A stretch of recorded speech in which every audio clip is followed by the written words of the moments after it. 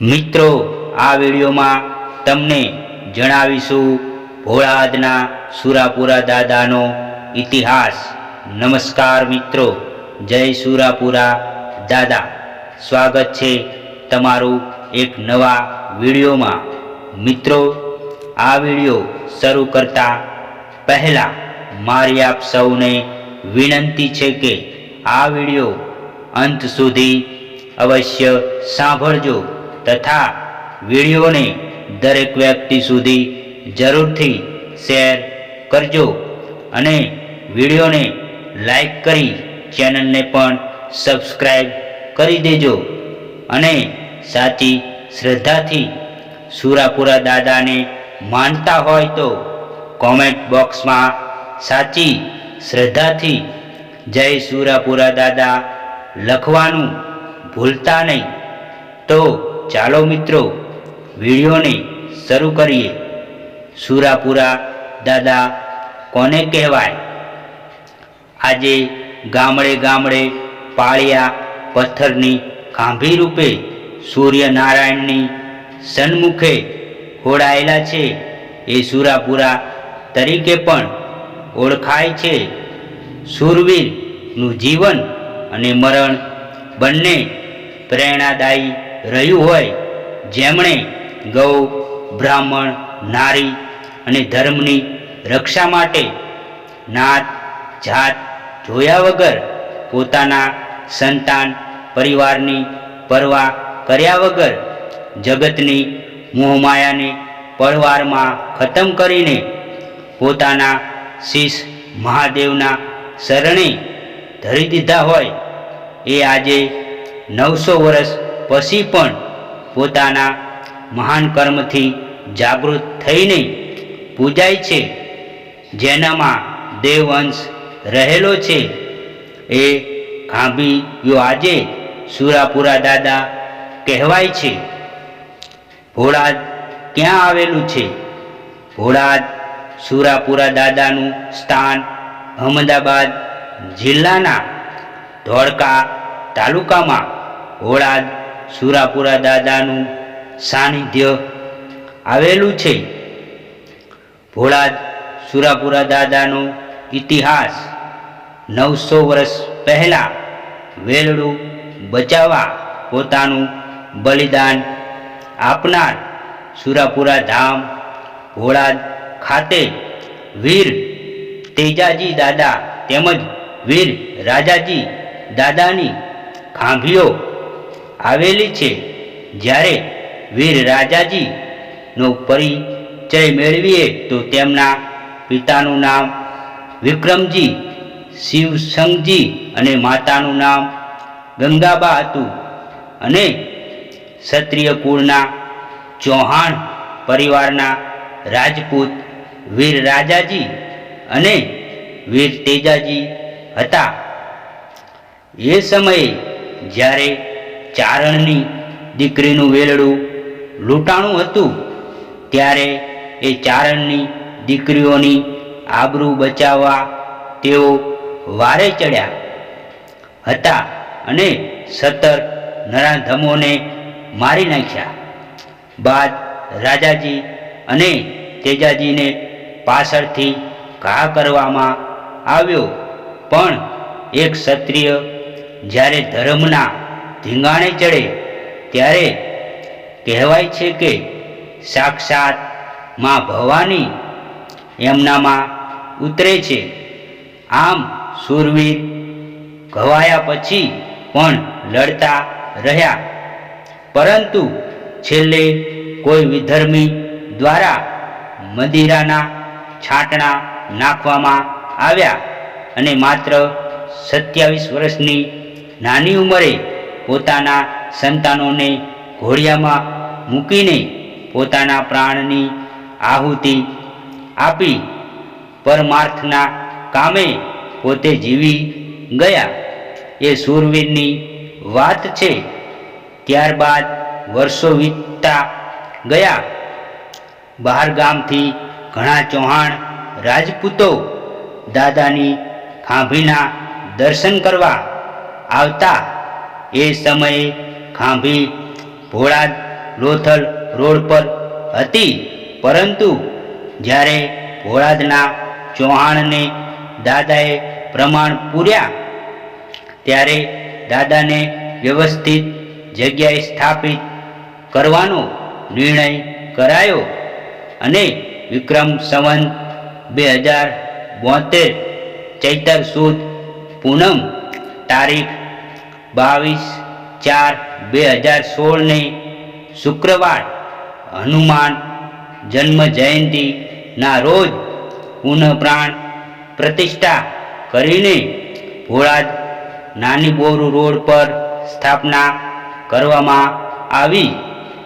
આજના ઘોર કળિયુગ અને આધુનિક વિજ્ઞાનના યુગમાં અઢળક પ્રમાણ આપીને દાદાએ પોતાની મોજૂદગી આજે પણ છે એ સાબિત કરી બતાવ્યું છે અને આજે પણ દેશ વિદેશના ખૂણે ખૂણેથી 18 વર્ણના લોકો દર્શને આવે છે અને આજે પણ દાદા કોઈનું એક પણ રૂપિયો લીધા વગર અને કોઈ પણ વ્યવહાર કર્યા વગર નિસ્વાર્થપણે દાનભા બાપુને નિમિત્ત બનીને લોકોનું કલ્યાણ કરી રહ્યા છે. એવું લાગે જાણે જીવતા સેવા કરવાની ઈચ્છા અધૂરી રહી ગઈ હોય એમ. દાદા આજે પાળિયા થઈને સમાજ અને માઈ ભક્તોને સાચા માર્ગે આપી રહ્યા છે અને તકલીફમાં મદદરૂપ થઈ રહ્યા છે. આજે જગ્યાએ દાદા બિરાજમાન થયા છે એ જગ્યા એક ધામ બની ગઈ છે. અહીં અન્ન ક્ષેત્રની સેવા કરવામાં આવે છે અને કોઈ પણ કાગળ પેન કે ચોપડામાં હિસાબ વગર દાદા પોતે જ એનું સંચાલન કરી રહ્યા છે. સમાજના દીકરા દીકરીઓ પણ દાદાની સેવામાં ખડે પગે હાજર થઈ જાય છે. ગામના પાદરે ઊભેલા એ પાળિયાના બલિદાનની વાતો કરવા બેસીએ ને તો ચોપડાના પાના ઓછા પડશે, માટે છેલ્લે એટલું જ કહીશ કે તમારા ગામમાં રહેલા પાળિયાને સન્માન આપજો. એ અમથા નથી ખોડાણા, એમના બલિદાન બહુ જ મોટા છે. માત્ર એનો ઇતિહાસ જાણવા નથી મળતો. મંદિરમાં જે સેવા કરતા અને દાદાએ જેનામાં પોતાની શક્તિ અર્પણ કરી છે એવા દાનભા બળવંતસિંહ ચૌહાણ જેઓની ઉંમર માત્ર 37 વર્ષની છે, તેમના પરિચયની વાત કરીએ તો તેઓ ખૂબ જ સાદગીભર્યું જીવન જીવે છે. જેઓએ નાની ઉંમરમાં જ પોતાના પિતાની છત્રછાયા ગુમાવી. જ્યારે તેમણે સમજણ આવી ત્યારે ભાઈની છત્રછાયા ગુમાવી. પછી ગામડામાં મજૂરી કરી પોતે અભ્યાસ કર્યો અને ત્યારબાદ તેઓ રોજગારી માટે અમદાવાદ ગયા અને હાલ પણ પોતે અમદાવાદની એક કંપનીમાં નોકરી કરે છે અને પોતાના પરિવારનું ગુજરાન ચલાવે છે. એમાંથી સમય કાઢીને પોતે ભોળાદ આવે છે અને દાદાના ચરણોમાં જે શ્રદ્ધાળુઓ આવે છે તેઓના દુઃખમાં ભાગીદારી કરી અને દુઃખ દૂર કરે છે. જે શ્રદ્ધાળુઓ આવે છે તેઓને જમાડવા, સૂવા માટે અને ચા નાસ્તા માટે ખૂબ આગ્રહ કરે છે. દાદાના સાનિધ્યમાં આવેલ કોઈ પણ હોય ભેદભાવ વગર તમામની સાથે વાતચીત કરે છે. ખૂબ સાદગીભર્યું જીવન જીવે છે. સુરાપુરા દાદા ભોળાદ. સુરાપુરા ધામ ભોળાદ અનેક શ્રદ્ધાળુઓ માટે આસ્થાનું અનેરું સ્થાન બન્યું છે. સૌથી ખાસ વાત એ છે કે દાદાના સાનિધ્યમાં આવેલા ભક્તોની મનોકામનાઓ પણ પૂર્ણ થતી જાય છે.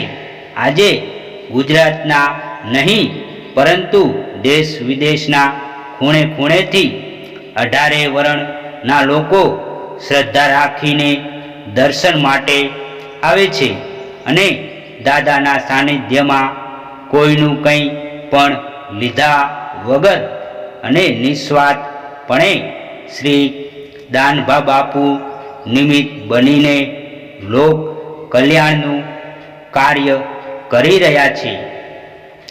દાદાના સાનિધ્યમાં બેઠક ક્યારે યોજાય છે? દાદાના સાનિધ્યમાં દર સોમવારે રાત્રે અને મંગળવારે દિવસે બેઠક યોજાય છે, જેમાં હજારોની સંખ્યામાં શ્રદ્ધાળુઓ આવે છે અને પોતાના દુઃખ દાદાની સામે રજૂ કરે છે અને તેના પ્રશ્નોનું નિરાકરણ આસ્થારૂપે પૂર્ણ થતું હોય છે.